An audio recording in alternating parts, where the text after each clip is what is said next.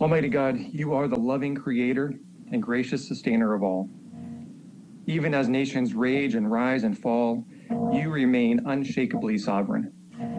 Today, we honor our veterans, that small, distinguished group of men and women who have, throughout American history, borne the weight of her noble ideals of life, liberty, and freedom. As we honor our heroes who have served, we also ask a special blessing of protection over those who continue to serve in harm's way around the globe. Thank you for the service and dedication of our veterans who have defended the line and crushed the advance of tyranny so that our citizens may exercise their unalienable rights of life, liberty, and the pursuit of happiness. These rights not given by human function, but are endowed by you, our Creator. As we continue to search for unity in our nation, what a blessing it is that today we can all unite in appreciation and admiration for those who serve and even lay their own life on the line for love of country and fellow man. We now ask for your blessing on this ceremony as we celebrate and honor our nation's heroes. Amen. Transforming how Rhode Island serves America's heroes, the governor has outlined a plan to focus on veterans and military families. During the governor's inauguration speech, she spoke of how Rhode Island's size is indeed our strength. When the Office of Veteran Services was established, Governor Raimondo stated, "We are showing our veteran community with action how truly grateful we are, how grateful we are for their service, and we are here for you." This is about ushering a new era of responsiveness and support with a new website, new office, case managers, because we are doing this this is what I need that was identified by our veterans and military families. Please join me in welcoming Her Excellency, Governor Gina M. Raimondo. Good morning, Kasim, and good morning, everybody. Can you hear me okay? Okay, good morning, Rhode Island, and happy Veterans Day to all. As Director Yarn said, this looks different. I would love to be with everybody in person. I would love to be out in Bristol, as we always do with the Veterans Home, and maybe walking in a parade and being with veterans, but unfortunately it can't be that way this year. But that does not mean we celebrate with any less vigor or appreciation in our hearts for the service of our veterans. I'd like to begin by, of course, thanking Director Yarn and General Callahan, two leaders on my team who are extraordinary and have dedicated their lives to service. Thank you, guys. I particularly want to give a shout out to the Rhode Island National Guard and your leadership and your service during COVID-19.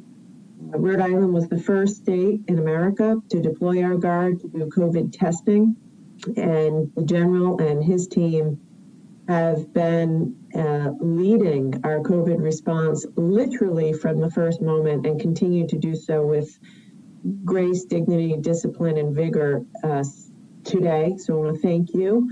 Of course, I want to thank and recognize Lieutenant Colonel Orquin and Captain MacGyver. Thank you for your service and for being here. And I'd like to recognize my colleagues in government, our federal delegation, our state officers. Special recognition to Senator Reed, who himself is a veteran and has served. Thank you, all of you, for your public service and for your service. Today is a very special day. We honor veterans. We honor the men and women of our armed forces for their service to our great nation. I'm reminded every day to be grateful for the service of those in the armed forces, because they're the ones that have protected and preserved our democracy, our freedom, our American values, and our way of life. And Rhode Island, since the very earliest days of our nation, Rhode Islanders have been among the first to volunteer for service. And we're deeply proud to call some of America's finest military members of our family, our friends, and our neighbors. And today, of course, we have to pause to honor the memory of those veterans whom we've lost. And we pray to find some measure of their courage, heroism, and patriotism in ourselves. On a personal note, today I always say a prayer for my father, who served honorably in the Navy in the Second World War, my grandfather, who served honorably in the Army in the First World War, just a few years after he came to America as an immigrant from Italy. He rushed to serve his new country. I will end by saying today, let's recommit ourselves to our veterans, not just in word and not just today, but in action. And so Director Yarn has done a fantastic job upping Rhode Island's commitment to our veterans, making sure we serve them, making sure they have health care, making sure they have their mental health needs are met, making sure that those who come back from a deployment have the job training that they need to get a decent job and to reintegrate into civilian society. And we've done an awful lot under Kassam's leadership, but today I recommit my administration to doing even more to serve our veterans. So thank you, Kassam, for organizing this. It's unconventional. Let's hope to God that next year we're doing this in person someplace appropriately, expressing our gratitude appropriately. But thank you all for joining as we honor those who've served, and thank you again to every single veteran in the state of Rhode Island. Thank you, Madam Governor. One of the highest honors and greatest privileges of our next speaker was commanding his fellow soldiers. He served in the 82nd Airborne Division as an infantry platoon leader, a company commander, and a battalion staff officer. As a champion for middle-class families and a strong believer that all Americans should have the opportunity to build a better life, please join me in welcoming Rhode Island Senior Senator Jack Reed. Well, thank you very much for that kind introduction, Director Yarn. And also, I would like to recognize Governor Raimondo and thank her for his great leadership. And, of course, my colleagues in the federal delegation, Senator Whitehouse, Congressman Langevin, Congressman Cicilline, they all work for our veterans every day. And I also want to thank everyone who worked to make this tribute possible and who care for our veterans each and every day. I'd also like to especially acknowledge my fellow Rhode Island veterans, those who served. Thank you for all you've done for our country and for all you continue to do for our country. Your sacrifice and patriotism have bound our nation together from its founding through today. Indeed, it is the courage and commitment of those who have served that has seen us through our darkest hours.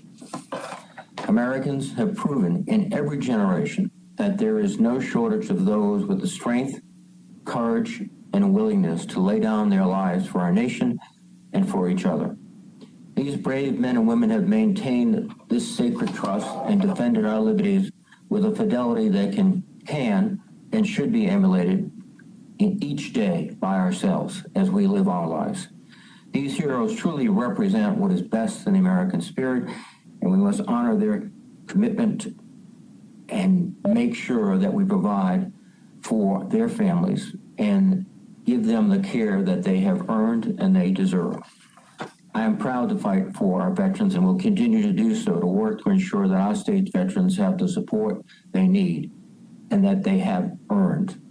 As such, I thank all who have worn the uniform of our nation and ask that we keep in our thoughts the service members in harm's way today, who are standing watch around the globe in dangerous places to defend our nation. And we also appreciate the sacrifice of the families who sacrifice along with them. Our freedoms have been purchased by the young men and women who have sacrificed their lives and their bodies, but also sacrificed many years where they have been deployed overseas away from their families. We can't forget that. Let us pay tribute to their sacrifice by service to our nation and to each other each and every day. Thank you very much. Thank you, Senator. Representing the Ocean State, Senator Whitehouse plays a key role in crafting policies addressing climate change, environmental protection, and a price on carbon. He passed into law a dedicated fund to support ocean and coastal research and the restoration and bipartisan legislation to confront the crisis of marine plastic and other waste polluting our oceans. He has worked to enact bipartisan measures to reduce carbon pollution and boost America's clean energy economy. Welcome, Senator Sheldon Whitehouse.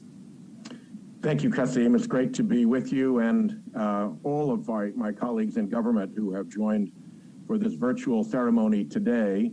On behalf of the rest of the delegation, I'd particularly like to single out our leader in the delegation, Senator Jack Reed, formerly United States Army Ranger Captain Jack Reed, and appreciate his service, his continuing service to veterans and to our military as the ranking member on the Senate Armed Services Committee.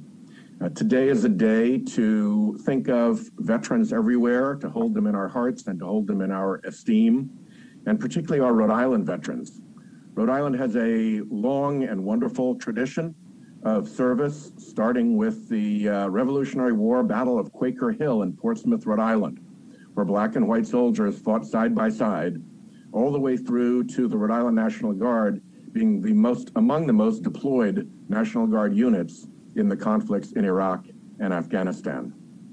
Serving this wonderful group of veterans is a wonderful group of dedicated folks at the Rhode Island Veterans Administration, and I want to thank those in Rhode Island at the Veterans Administration offices, and particularly at the VA hospital, which does such a wonderful job for all of our veterans. It's also really important that we not just remember those who gave their service, but those who gave their lives. In that sense, today is a day to be proud of all our veterans, but it's also a somber day as we think of those who paid the ultimate price for the cause of America. And in that regard, we must always remember, as the old poem says, in the going down of the sun and in the morning, we will remember them. Thank you.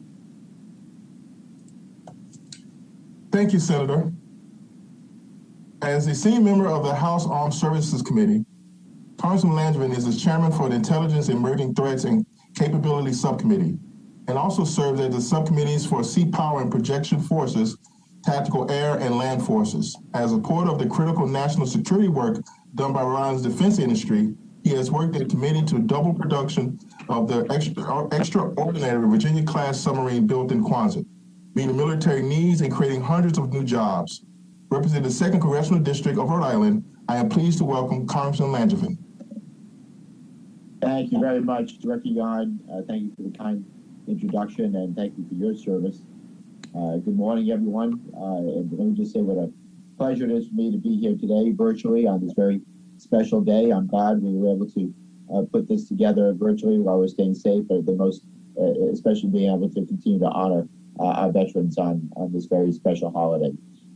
Special thanks, of course, to Governor Raimondo for bringing us together to celebrate our veterans despite these difficult times.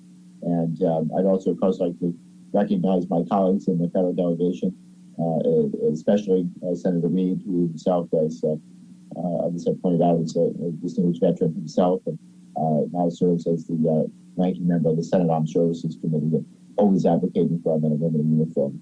Again, I'm proud to be with Senator Reed and colleagues in the delegation, all of my colleagues in government today. I also, of course, want to recognize Major General Chris Callahan, Captain MacGyver, Lieutenant Colonel Tim Borkman for joining today's celebration of our veterans who have served this country with distinction. My friends, our nation asks our service members to execute the nation's most difficult tasks. And no matter the time or the place, our veterans never hesitated to answer the call to service. Whether it was heroically fighting wars overseas or supporting domestic efforts against a global pandemic, our country asked and you answered. So we owe our veterans and their families an endless debt of gratitude for their service and their sacrifice. And although we honor them today, it's so important that we take it upon ourselves to demonstrate our gratitude for their dedication to these United States each and every day. And we do that by honoring our commitment to our veterans. We made promises to our veterans. Our veterans have expectations of how they would be cared for when their service concluded, and we need to make sure that we continue to honor our veterans. I'm proud of the progress that we have made over the years, and a nation sets its priorities and where it spends its dollars, and we consistently continue to increase those commitments and those resources, but there's still so much more work yet to be done. Our all-volunteer force represents the best and the brightest of our great nation, and their decisions to serve are the most selfless acts imaginable, and they reflect highly on the legacy established by previous generations of veterans. So, my friends, today, let me say to those of you who are participating today, who have served in uniform, and to your selfless families who have always supported you. I humbly thank you for your service and your sacrifice. May God continue to bless all of our veterans and their families. May God continue to bless our men and women in uniform who continue to serve our nation today. And may God continue to bless the United States of America. Thank you all, and happy Veterans Day. Thank you, Congressman. In Congress, David Cicilline has become one of the leading advocates to make it in America agenda to help rebuild and strengthen America's manufacturing sector. Congressman Cicilline has introduced legislation to help create jobs, promote American-made goods, and stimulate economic growth. In 2015, he passed an amendment into law to help American manufacturers compete against foreign businesses with U.S. government contracts. Representing the 1st Congressional District in Rhode Island, I am pleased to welcome Congressman David Cicilline. Good morning. Thank you, Director Yon. It's a great privilege to join with everyone today as we honor our heroic veterans here in the state of Rhode Island and all across our country. Thank you to Governor Raimondo, Director Yarn, and everyone who made today's ceremony possible, and all who dedicate their time and life's work to supporting veterans throughout our state. And thank you to my colleagues in government. I know all of our state officers are here, many of our state legislators, Major General Callahan, and most importantly, our servicemen and women who are joining us today. Our veterans and their families personify the very best of our state and nation. While each and every day it's our responsibility to the citizens of this nation to recognize the debt we owe to those who keep us safe and free, Veterans Day is a special opportunity for all Americans to reflect on the heroism of our men and women in uniform and to express our deepest gratitude for their service and sacrifice in the name of freedom and democracy. For Rhode Islanders, the celebration of Veterans Day is always particularly poignant because we have been the home to brave men and women of service from the very first moments of our nation's struggle for freedom. And today we continue to be blessed with the gift of living in a free and safe society because of the extraordinary actions and sacrifices of our courageous servicemen and women. We owe an incredible debt of gratitude to each and every person who serves and to their families and loved ones who share in their sacrifice and service. And amid this current global pandemic, as our state and nation continue their COVID response and recovery efforts led so magnificently by our governor, the men and women of our military have been on the front lines here at home since day one. So this year, we're especially grateful for their tireless efforts as we work together to overcome this unprecedented public health crisis.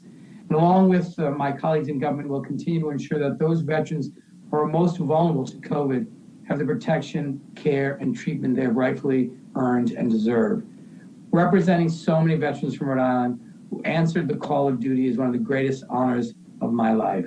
I'm proud to work with my colleagues in government, our tremendous veteran service organizations, and partners across our state and nation in guaranteeing that military service members, veterans, and their families have the resources they need to live full and prosperous lives during and after their service. Thank you again to our outstanding veterans and their families we honor and celebrate today. May God continue to bless and protect our veterans and all those currently serving in our armed forces. May God continue to bless the United States of America. Thank you, Congressman. As the 69th Lieutenant Governor of Rhode Island, Dan McKee is focused on creating more economic opportunity for all Rhode Islanders, families, and building solvent communities. I'm happy to introduce Lieutenant Governor McKee. Good morning, Director, and thank you so much for putting this together on this very important today. So I appreciate the fact that I had an invitation, and today we salute the service and sacrifice of veterans across our state and our nation. And I'm glad that even in these unprecedented times, I can be here with so many of my colleagues to show gratitude for our veterans and recommit to serving each and every one of them every day. I hope Rhode Islanders watching at home will join us in finding creative and safe ways to thank veterans across our state. And as we find our own ways to say thank you, I encourage us to also reflect on something that John F. Kennedy once said: as we express our gratitude, we must never forget the highest appreciation is not to utter words, but to live by them. That's what we do today by being here. Together, we must continue to fulfill sacred obligation to have support our veterans and loved ones, and now and always, to ensure they receive the services they need, to do everything we can to lift local veterans organizations and keep memories of our fallen veterans alive generations to come. They deserve no less. For me, Veterans Day is a personal. On this day, every year, I think of my dad, a World War II Army Air Corps veteran, who taught me true meaning of honor, bravery, and patriotism. As Rhode Islanders, we have so much to learn from those who have served. They represent the very best of this country. One of the things I am most grateful for in my position as Lieutenant Governor is this office's deep ties with Rhode Island's veterans, our active duty service members, and their families. Over the years, I've had the privilege of meeting, working, and serving at so many events and initiatives like Operation Holiday Cheer, our Garden of Heroes, and the Rhode Island Military Family Relief Fund. Through these experiences, I have witnessed firsthand what I talked about earlier, the very best of this country. So to all those who served in the military and the families who supported them from home, we owe you a debt of gratitude. Thank you, and God bless you. And let's make sure we remember all our veterans in our lives today. And thank you, Director, for having me here today to pay the honor and respect that our veterans deserve and are entitled to. Thank you, Director. Thank you, Lieutenant Governor. Rhode Island Secretary of State Nellie M. Gorbea made history when she was sworn in January 6, 2015, becoming the first Hispanic elected to statewide office in New England. Secretary Gorbea believes government should work for people. As Secretary of State, she has promoted increased civic engagement and governmental accessibility. Providing remarks is our Secretary of State, Nellie Gorbea. Good morning, Rhode Island. I'm honored to join my colleagues in government in remembering the many men and women who have served their country, our country, with honor and bravery, and making it possible for us to have a more perfect union. And I want to especially thank, of course, our Gold Star families who may be watching. I'm glad Governor Raimondo and his talented Director of Veteran Affairs, Kasim Yarn, have found this way to gather us today.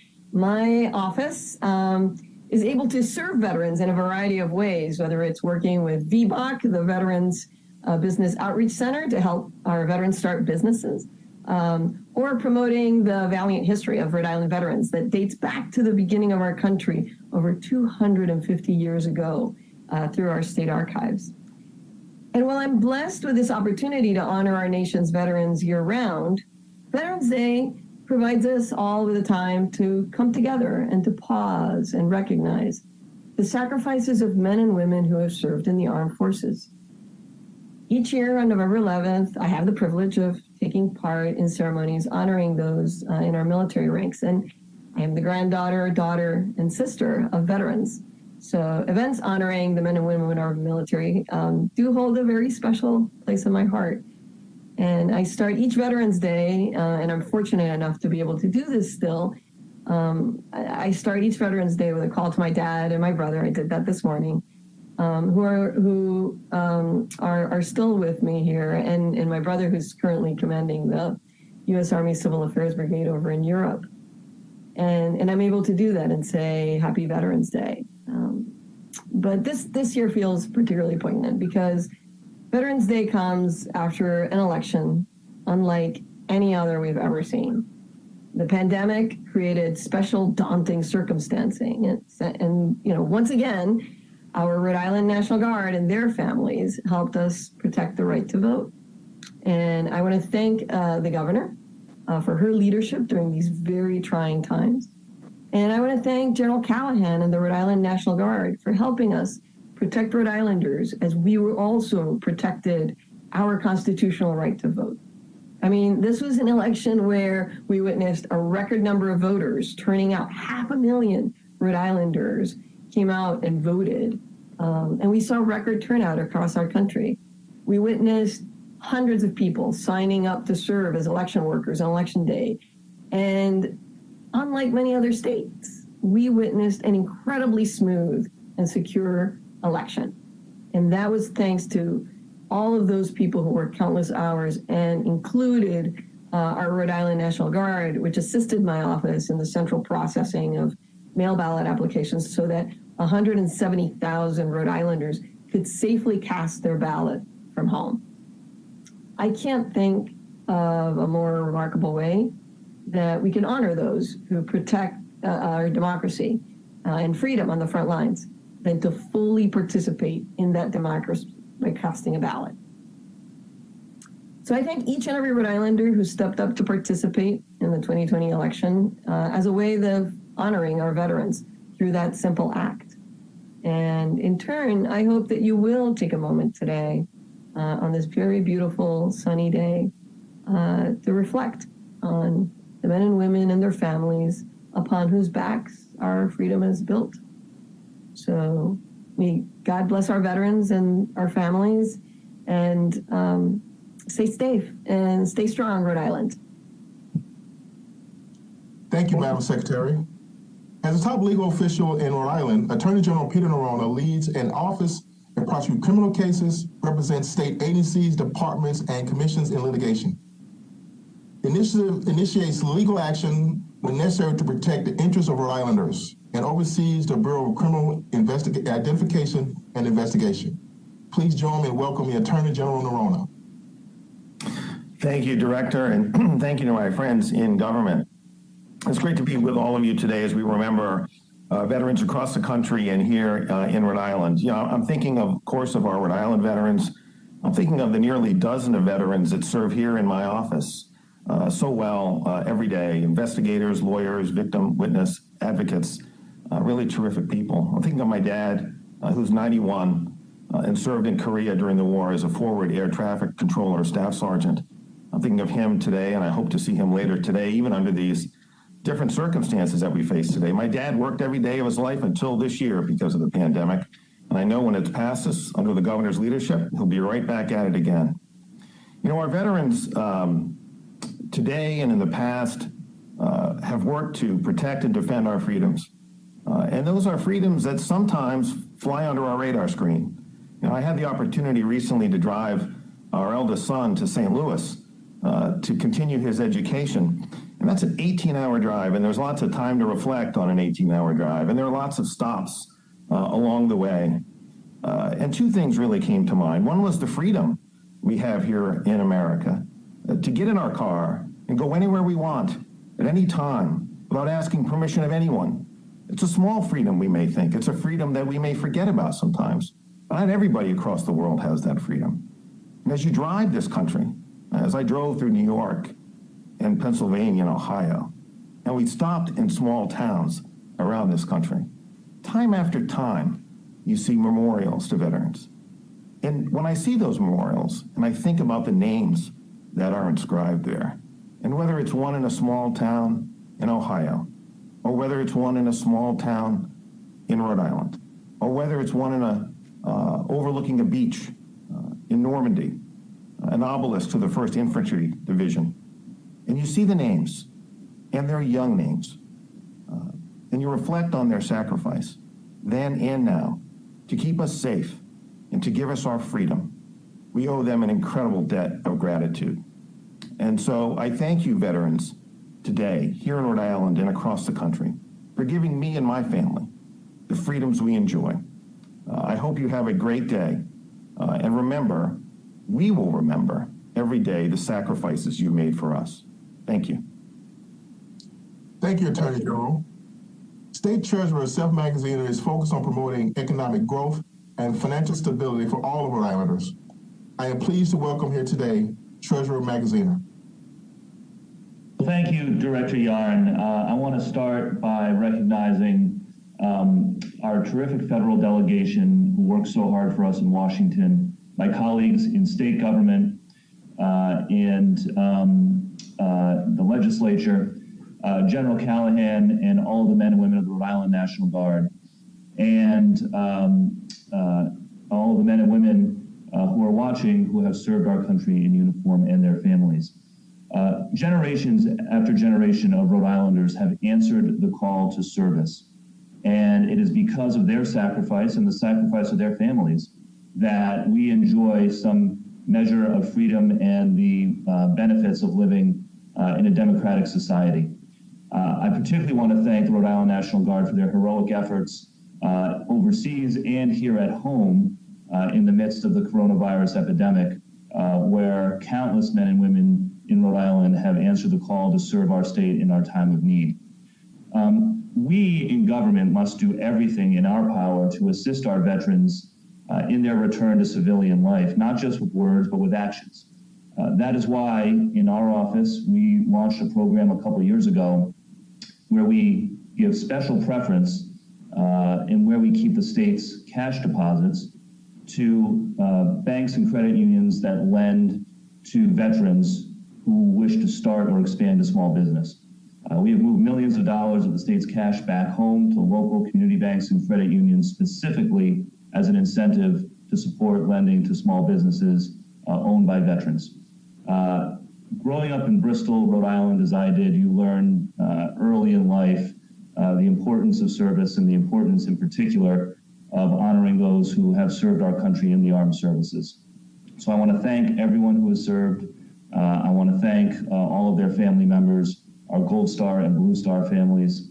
And I want to thank all of our partners in government who work together to make sure that our veterans are able to transition successfully into civilian life. It is because of them that the fundamental values that we hold dear, freedom, security, and democracy, continue to endure. So thank you all who have served for your courage, your bravery, and your patriotism. We honor you today, and we honor you every day. Thank you, Mr. Treasurer. Representing the Senate President, Senate Committee on Special Legislation and Veteran Affairs Chair, Senator Walter Felag, Jr.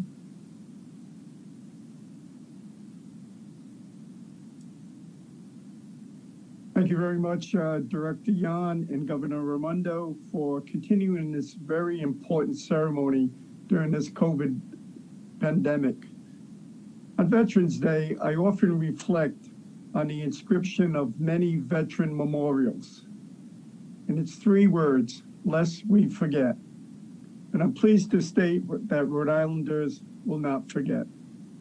So on behalf of the Senate President and the entire Senate, I want to thank all veterans for their service. These men and women have selflessly performed their duty to our nation to ensure our freedom and security. It is only because of their sacrifice that we are able to gather at all to pay them tribute today. Veterans Day is a time to take stock in our many blessings and remember our brave servicemen and servicewomen who have been served with honor and have made American way of life possible. We owe a debt to our nation's veterans that can never be repaid. So we do our best to recognize them at services such as this one, and to retell their tales so that we may remember their sacrifice.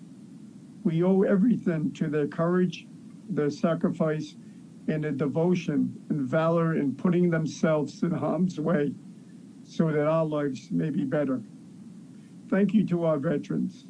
The world is a far better place because of you. And as they say, lest we forget. And thank you to all veterans. Thank you, Chairman. Representing the Speaker of the House, the House Veteran Affairs Chair, all the way from Westerly, Representative Sam Azanero.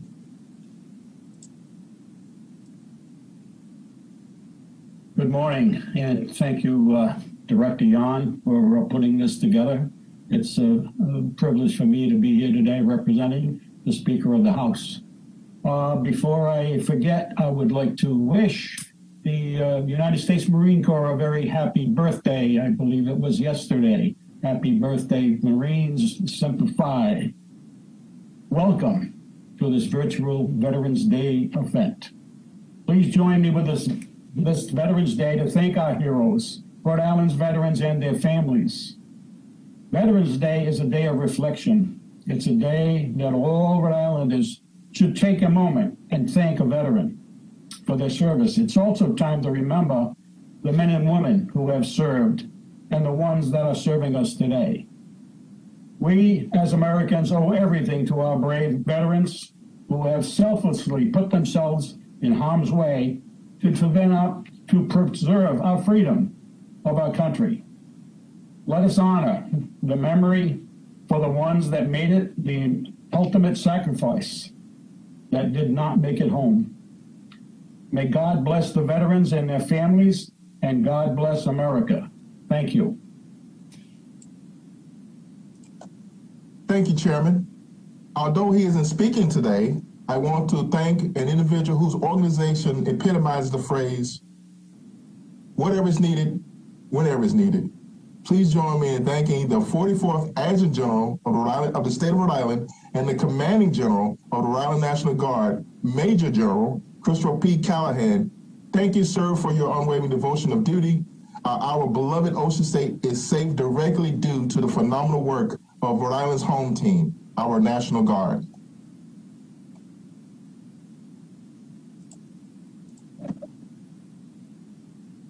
Home to 50 Navy, U.S. Marine Corps, U.S. Coast Guard, National Oceanographic and Atmospheric Administration, and U.S. Army Reserve Commands and Activities, Naval Station Newport is the Navy's premier site for training officers, officer candidates, senior enlisted personnel, and midshipman candidates, as well as testing and evaluating advanced undersea warfare development systems. Please join me in welcoming the Commanding Officer of Naval Station Newport, Captain James R. McIver. Thank you. And good morning, ladies and gentlemen, distinguished guests, and veterans, past, present, and future. I'd like to also take this moment to recognize the proud men and women here of Naval Station Newport for everything that they do to support everything that was just mentioned about the base. While Naval Station Newport might not be the largest base that is in the Department of Defense, we still directly contribute to the force and everything that the force is able to do in support of this great country of ours. I'd also like to thank the Governor Raimondo and the Office of Veterans Affairs for the opportunity to say a few brief words this morning. We are gathered here on the 102nd anniversary of the armistice that ended the First World War, a war so terrible it was believed at the time to be the last war the human race would ever tolerate, the war to end all wars. Unfortunately, history has proved that this is not to be the case. The stalemate on the Western Front was broken by 5 million American sailors, Marines, and soldiers who finally won peace for America and for the world. Then as now, and throughout the intervening century, in each generation, there are those who have served their country proudly with distinction and honor. It may be a father, a brother, grandmother, or cousin, a mother, sister, niece, or even a dear friend. They have held the torch of liberty aloft and kept it alight through our darkest hours and our heaviest storms. American soldiers, sailors, and airmen continue to serve across the globe, defending our great nation and the principles for which it stands. But today, the United States military consists of less than 1% of the American population. Compare that with 9% during World War II. As our veteran population becomes smaller, a smaller segment of our society, it has become harder and harder for the average American to relate to the veteran experience. It becomes easy for them to get overlooked, left behind. And as this COVID pandemic rages, those most vulnerable can find themselves increasingly isolated. The 2019 report from the Veterans Administration showed that even though veterans made up less than 8% of the United States population, more than 13% of all suicides in the U.S. were veterans. Some had invisible scars slow to heal. Some were challenged to make the transition to a new way of life. Some just needed a helping hand that wasn't there. The call to arms is not a call for everyone, but it is an important call that many have answered with pride, dignity, and respect. Naval Station Newport is the Navy's premier installation for educational excellence. From junior sailors and Marines to officer candidates to senior officers, we provide the fleet with the best trained service members who serve our country proudly. As a commanding officer, I take that mission and responsibility very seriously. But in addition to providing the finest training to our force, we also support their families and all veterans who live in the area. Whether it is a special event put on by a morale, welfare, and recreation program, mental health and other clinical services support by our Fleet and Family Support Program, or basic medical support by the Naval Clinic and Patient Care Network here in the area, Naval Station Newport, like all naval installations, is here to support the service member their families, and all veterans past and present.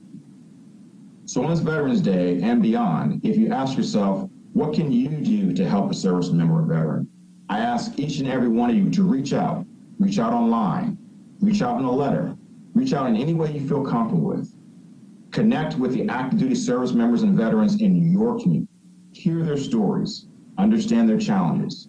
Make sure they know that America has not forgotten or forsaken them, that America appreciates their sacrifice, and that America values them. Even a simple thank you for your service will go a long way. But most importantly, please let them know that you are there for them, not just on Veterans Day, but every day. Thank you and God bless. Thank you, sir. Former Undersecretary of Defense Foner wrote, veterans don't come home to federal agencies. They come home to communities. Likewise, we're here to celebrate and show our appreciation to our veteran community and those who are serving. We have a strong federal VA presence in Rhode Island, from our benefits office under the leadership of Director E.J. McQuaid to the mental health care facilities under the guiding hand of Director Connell. Joining me now is Director E.J. McQuaid to say a couple of words. Yes, good morning, Sim. And good morning, everybody. Appreciate the opportunity to speak with you here this morning and on behalf of the Department of Veterans Affairs and specifically on behalf of the Veterans Benefits Administration and the Providence Regional Office.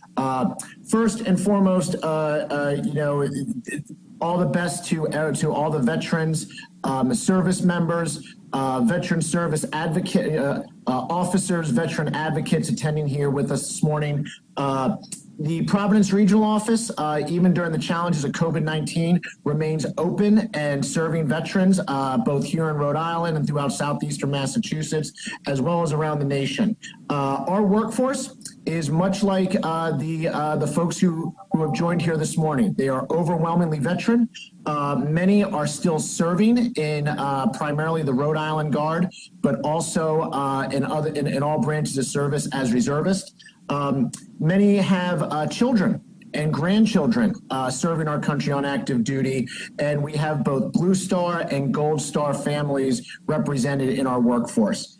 It is a privilege to say thank you for the opportunity on behalf of the Providence Regional Office workforce to wish you all the very best, especially during these very difficult and trying times. Know that the Providence Regional Office remains ready to provide services to veterans for which they are entitled, whether that's disability compensation, whether that's veterans readiness and employment, loan guarantee, education benefits. These often VBA is that gateway to those entitlements. So we stand ready to serve. Thank you for the opportunity to spend some time here this morning with you.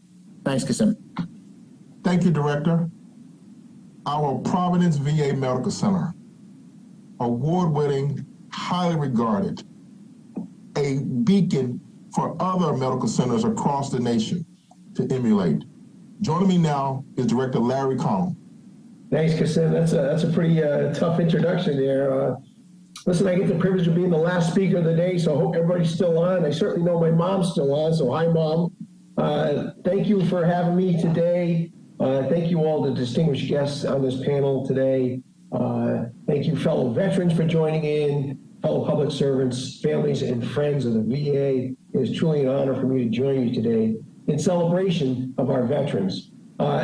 As you know, the VA is a very veteran-centric organization, and what we like to say at the Providence VA Medical Center is every day is Veterans Day at the Medical Center. But each year on November 11th, we do come together with the rest of the nation to remember and honor Americans who served in uniform. And that's ordinary people from all walks of life who did extraordinary things for our nation.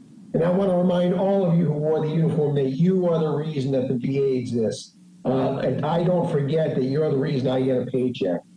So you served and sacrificed. We are here for you. Certainly at the Providence VA Medical Center, we are open for business for you, although we are really pushing hard on VA Video Connect, which we think is a very safe and effective way to provide you health care. But we were here before the pandemic. We are here now, and we'll continue to be here for you tomorrow It's truly an honor to serve you, to provide you with the care and services that you have earned as a veteran, and I am personally honored to be with you here today. I am your last speaker. I'll make this very short. So for myself, my family, and the VA Providence Healthcare System team, I want to close by simply wishing you a happy Veterans Day. God bless you all, and God bless the United States of America. Thank you. Thank you, Director. Providing the benediction is Rhode Island National Guard Chaplain, Lieutenant Colonel Tim Borkley. Thank you, Director. Let's pray together. Thank you, God, for this time that we've had to focus on the tremendous sacrifice and service of our nation's military veterans. As we conclude, may we all be inspired towards service by their example, compelled towards sacrifice, and reignited in our passion for our nation. As we seek unity in our land, we need not look any further than our veterans, who put aside all minor differences for the good of the cause and execution of the mission. As we as a nation desire to once again be the shining city on a hill, the example to the world of opportunity and freedom, may we become increasingly aware that it is you, O Lord, who gives light, and where there is light, darkness cannot exist. We ask for your light to shine on our nation and heal our land.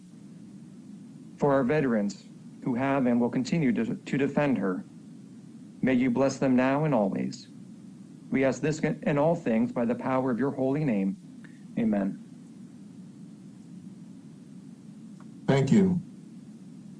As we begin our day, may God continue to bless our veterans, active duty, Guard and Reserve, their families, and keep them all in our prayers.